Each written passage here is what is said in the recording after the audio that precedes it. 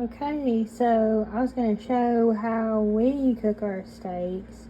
All I'm using today is the sea salt, the garlic powder, and the Jack Daniel's steak seasoning.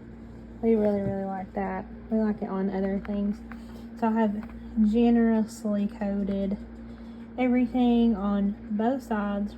A lot of times I notice that people will under season steaks. Steaks can hold a lot of salt and a lot of flavor.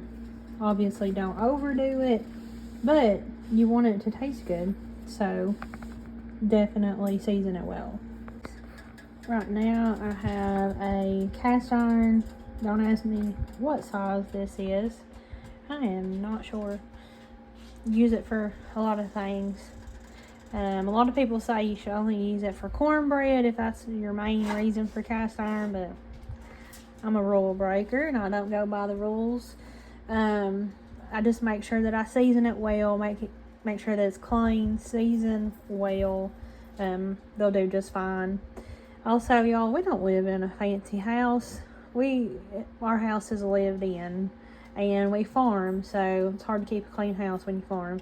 So, but anyways, I'm going to cook our steaks in our beef tallow that came from our beef, and I've rendered it down and got all the impurities out of it. It's nice clean tallow. So I'm going to put some of that in our pan and get that melted. Okay, so it's starting to smoke, if you can see, but I have my pan heating. I'm going to run out of time. Hang on one second.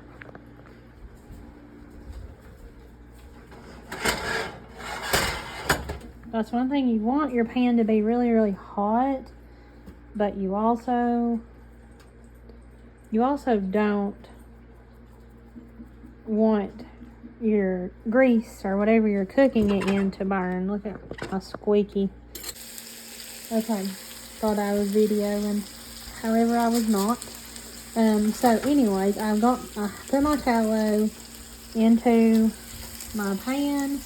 I got it heated really well. It started smoking a little bit. Of course, you don't want to burn your house down, but you want your grease or your oil, olive oil, whatever you're using, to be hot, because for us preferably, we like our steaks to have a nice crust on each side. So I don't really know what the proper technique for that is called.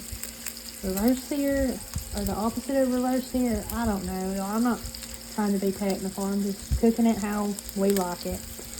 And so I'll cook it on each side like that until it gets nice and crispy. Nice crust on it, and then I'll finish it in the oven on 350. And right now my heat is probably like on a 5-6 area, somewhere in there.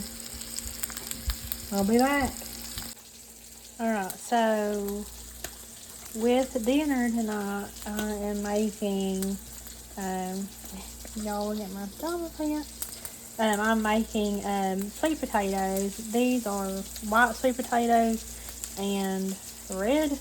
I don't know. We just recently got these at a local produce stand, Rogersville Produce, local to where we live, about 30 minutes or so from our house, and they have great prices and great deals on everything. I love their little produce stand that they have inside. It's great. And then I'm also going to make some zucchini and onion, just kind of saute that in a pan with olive oil and seasoning. And then the seasoning that I'm using is Kinder's. We love Kinder's at our house, and it's the grilled veggie and with sea salt and garlic blend. It's thebomb.com. And that's it.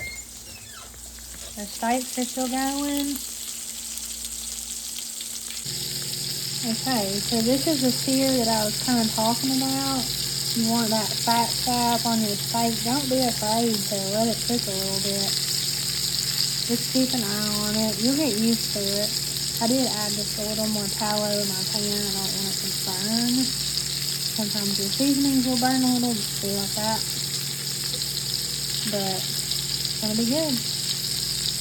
And at this point, I'm going to pop it in the oven for maybe 10 or 15 minutes, roughly, depending on the thickness of your steak.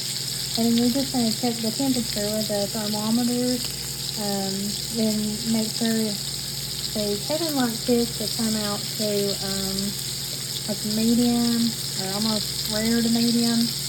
I've probably done overcooked it to his liking, but he tolerates me. I like mine at about a medium, so we'll see.